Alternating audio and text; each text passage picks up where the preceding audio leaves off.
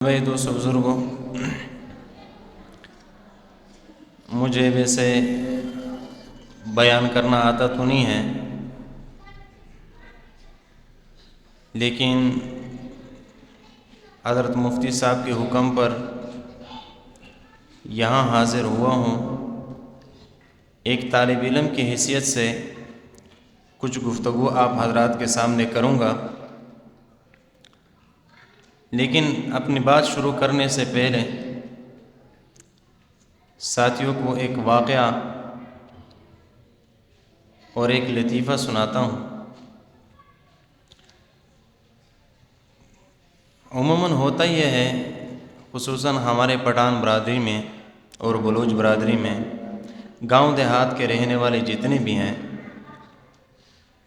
گھر کا جو بڑا ہوتا ہے وہ جب سمجھدار ہوتا ہے تو شادی کے جو انتظامات ہوتے ہیں، غم اور خوشحالی میں وہی شریک ہو جاتا ہے، تو بڑے کا شریک ہونا سب کی طرف سے کافی سمجھا جاتا ہے۔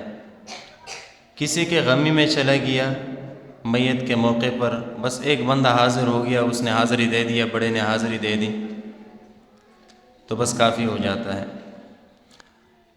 تو ایک بندہ تھا، اس کے والد صاحب کا انتقال ہو گیا۔ جب والد صاحب کا انتقال ہوا تو بھائیوں میں سے بڑا وہی تھا۔ اب اس نے دوستوں سے کہا کہ پہلے تو میرے والد صاحب ہوتے تھے، والد صاحب کے جانے کے بعد یہ تمام ذمہ داریاں، میت کے موقع پر حاضری دینا اور رشتہ داروں کی اس طرح شادیوں میں شرکت، ان تمام چیزوں کو میں نے ہی نمٹانا ہوگا، لیکن مجھے طریقہ نہیں آتا کہ اس کا طریقہ کیا ہوگا۔ تو ایک رشتہ دار کی والدہ کا انتقال ہو چکا تھا۔ اس بندے نے کہا آپ میرے ساتھ جائے، آج آپ میرا نقل ماریں، جو کچھ میں کہوں گا آپ بھی وہ سیکھ لیں، آئندہ کے لیے اگر تنے تنہا جانا پڑے تو وہی الفاظ آپ دہراتے رہیں۔ کہا ٹھیک ہے۔ بہرحال اس بندے کے پاس گئے، رشتہ دار کے پاس گئے، اس بندے نے خوبصورت جملے کہے، ان کے بیٹوں کو تسلی دی، کہا کہ یہ آپ کی والدہ تھیں، نیک صالح خاتون تھیں، بہت ہی زیادہ نیک تھیں، یہ صرف آپ کی ماں نہیں تھی، ہم سب کی ماں تھی، صرف آپ کی والدہ نہیں بلکہ ہم سب کی والدہ تھی۔ اس نے یہ الفاظ نوٹ کر دیے۔ پھر اس کے ایک رشتہ دار کی بیوی کا انتقال ہوا۔ جب اس کی بیوی کا انتقال ہوا، اس کو اکیلا جانا پڑا، تو اس نے وہی الفاظ دہرائے، کہتے ہیں آپ کی بیوی کا انتقال ہوا، بہت نیک صالح خاتون تھی، یہ آپ کی بیوی نہیں تھی، یہ ہم سب کی بیوی تھی۔ تو بڑوں کی نقل میں اگر ہم سے کچھ غلطی ہو جائے تو وہ درگزر فرما دیجئے گا۔ تو میرے بھائی دوست بزرگوں، جو روایت میں نے آپ حضرات کے سامنے پیش کی، خیرکم من تعلم القرآن وعلمہ، روایت بخاری کی ہے۔ روایت کرنے والا خلیفہ ثالث حضرت عثمان بن عفان رضی اللہ تعالی عنہ ہے۔ فرماتے ہیں کہ جناب رسول اللہ صلی اللہ علیہ وسلم نے فرمایا کہ تم میں سے بہترین شخص وہ ہے جو قرآن کریم سیکھے اور سکھائے۔ سورہ رحمان کے شروع میں اللہ تبارک و تعالی نے 4 صفات بیان فرمائے ہیں۔ الرحمن علم القرآن خلق الانسان علمہ البیان۔ الرحمن، رحمان اللہ تبارک و تعالی کی صفات میں سے چھوٹی کی صفت ہے، عظیم ترین صفت ہے۔ یہ وہ صفت ہے، جناب رسول اللہ صلی اللہ علیہ وسلم نے ایک دفعہ صحابہ سے کہا کہ سب جنتی اللہ کی فضل اور رحم سے جنت میں جائیں گے۔ تو صحابہ نے پوچھا اے اللہ کے رسول، آپ اللہ کے رسول بھی اللہ کی فضل اور رحم سے جائیں گے؟ کہا جی ہاں، میں اللہ کے رسول بھی اللہ کے رحم اور فضل سے داخل ہوں۔ الرحمن علم القرآن، قرآن سکھایا۔ خلق الانسان، انسان کو پیدا کیا۔ تمام مخلوقات میں اشرف المخلوقات جو پیدا کیا وہ انسان ہے۔ پھر علمہ البیان، اس انسان کو بولنے کی قوت اور طاقت دے دی، قوت گویائی دی اللہ تبارک و تعالی نے۔ اب اس قوت گویائی کا استعمال کہاں ہونا چاہیے؟ اس کا جواب آگے نہیں ہے۔ جناب رسول اللہ صلی اللہ علیہ وسلم کے پیارے احادیث یہ قرآن کریم کی تشریح ہے۔ تو جناب رسول اللہ صلی اللہ علیہ وسلم نے تشریح کی، خیرکم من تعلم القرآن وعلمہ، تم میں سے بہترین شخص وہ ہے جو قرآن کریم سیکھے اور سکھائے۔ اس بولنے کی قوت اور طاقت کو قرآن کریم سیکھنے اور سکھانے میں صرف کر دیں۔ جب جناب رسول اللہ صلی اللہ علیہ وسلم نے فرمایا کہ تم میں سے سب سے زیادہ بہترین شخص یہ ہے، تو اس بات میں کوئی جھوٹ ہو سکتا ہے؟ یہ بات جھوٹی ہو سکتی ہے؟ نہیں۔ قرآن کریم سیکھنے اور سکھانے والے یہ سب سے زیادہ بہترین ہیں۔ اور میرے بھائی دوست بزرگوں، جب قرآن کریم اللہ تبارک و تعالیٰ کا کلام ہے، اللہ کی ذات پاک ہے، اللہ کا کلام پاک ہے، اور اس پاک کلام کے لیے پاک سینہ چاہیے۔ ذات بھی پاک ہے، کلام بھی پاک ہے، پاک سینے میں آتا ہے، گندے سینے میں نہیں آتا۔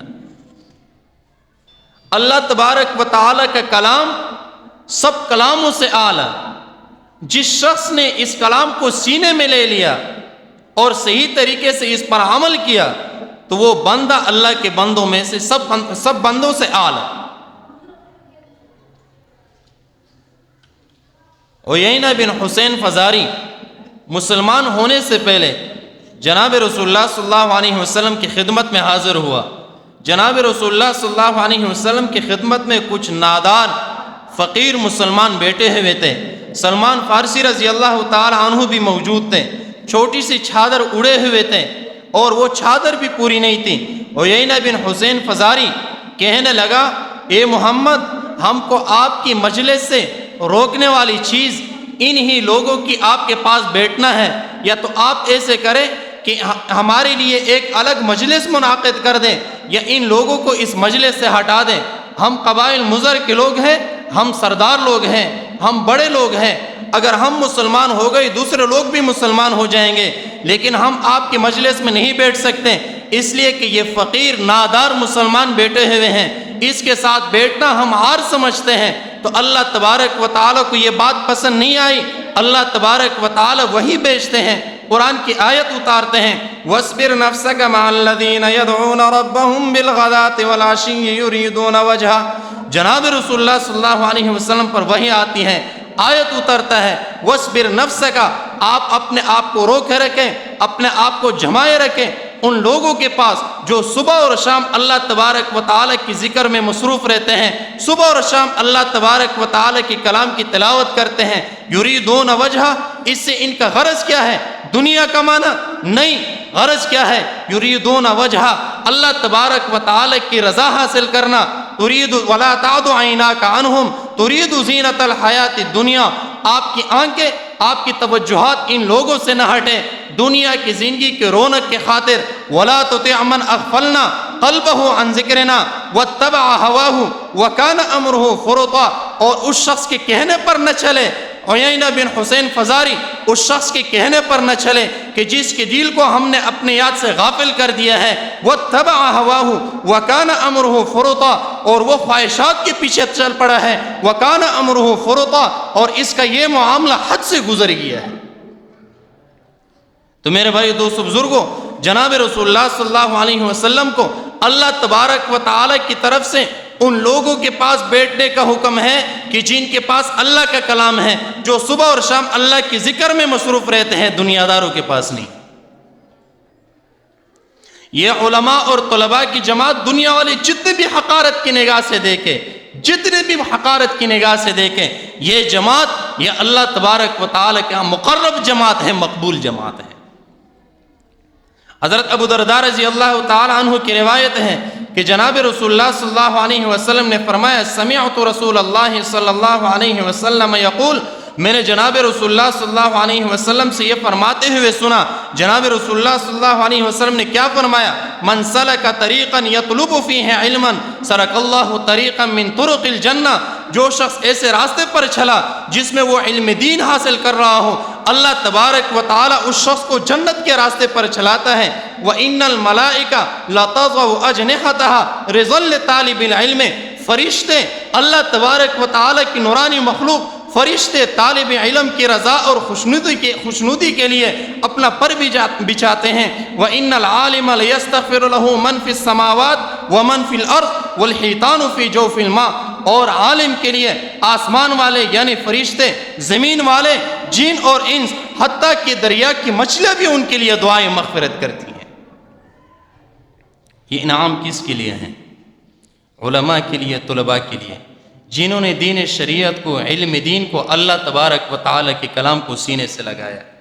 آج کل دنیا والوں کے پاس ان ڈگریوں کی قدر اور قیمت ہے، ان ڈگریوں پر وہ خرچہ کرتے ہیں، ان ڈگریوں کے حصول کے لیے خرچہ کرتے ہیں، پیسہ خرچ کرتے ہیں، اڑاتے ہیں، کہ جس میں ڈاکٹر بنتا ہے، انجینئر بنتا ہے۔